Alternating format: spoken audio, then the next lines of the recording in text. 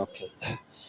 Naye azizza nnyo mukulu Ssenkubuge ne muganda wange tumwebaze bale kuweereza Kanani Njirabe gaziye era kyemmanyi oba naamala ogizimbira buli kimu kyonna kinaaba kirungi nnyo. Abantu beeno ngezaako okuba nti era mbajjukiza okuba nti tubeereyo ku Lwokutaano luno nga tugenda ku ground fundraising egenda okubeerayo ku Lwokutaano tusobole okuba nti tufuna ku ssente ezisobola zigenda okuzimbibwamu Pentagon ey'abantu bonna bye balindiridde mu ggwanga.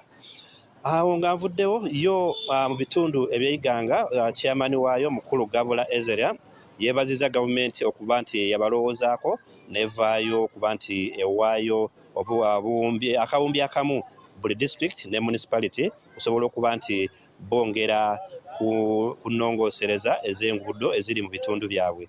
Okusinziira ku Gabula addaga nti district y'Iganga ebadde efuna obukadde 600 naye nga obukadde buno 600 tebumala kukola nguudo zisuuka kilometers 3 ne bridges ez'enjawulo eziri mu bitundu bino eby'Iganga. So n'olwekyo neyeebaza nnyo gavumenti okuba nti yalabaloozezzaako okubawa akawumbi kano akamu kasobole okwongerezebwako obukadde 600 basobole okuba nga bakola ku nguudo ez'enjawulo mu bitundu eby'Iganga. Iganga ze zimu ku district enguudo zaayo okusinziira ku chairman aga nti enguudo tezibadde nnungi nnyo naddala bw'ova mu city center nga olabira ddala nti enguudo ezisinga teziriko tamak n'ezo ezikolebwa ne maramu abeerako enkuba weebezze yenna aba agenda bugenzi naye yalambuludde ku nguudo ki ezigenda okukolebwa twabaddemu mu kafubo naye mu interview nga alambulula ku ngeri ki ssente zino akawumbi akalamba we kagenda okuyambako okuba nti katereeza ku nguudo eziri mu Iganga district. N'ekirala yawuliddemuko yagaye nti waliwo amawulire agayitingana agatali malungi agagamba nti ate okubawa akawumbi kano akamu ate kagenda kuba nti babajjako obukadde 600. Kino kyo yagaye nti ate tekijja kukola bulungi kuba 600 luno lwandibadde lwongerezebwa ku kawumbi kano naye yagaye nti amawulire ago tanagakakasa naye ng'agawulira mu nkuubo kye yategeeza nti gavumenti yandibadde kitunulamu nebanga ebongera bwongezi ku ssente zino so si kubajjako ate ze badde bafuna. Katuwulirize mukulu Ezra Gabula ng'alambulula ku nguudo ki ezigenda okukolebwa mu bitundu eby'Iganga.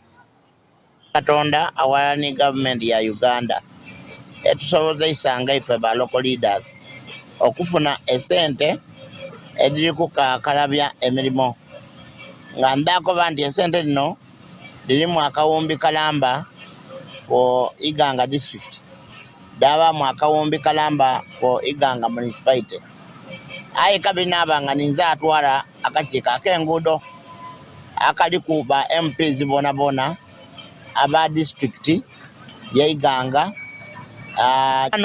Okutola yeda district tulina oluguudo lwa Lugobango okuyida Nawanengi okujja okuwomola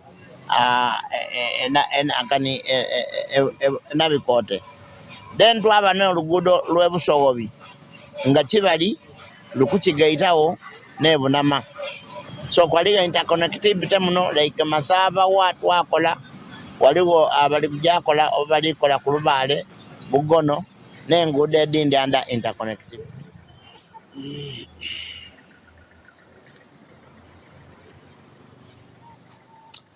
Okay, chairman LC5 wa Iganga district omukulu Ezra Gabula ng'alambulula ku nguudo ezigenda okuba nti zikolebwa mu bitundu bye. Byebyo mukulu Ssenkubuge ne Jennifer mweyongere mu maaso.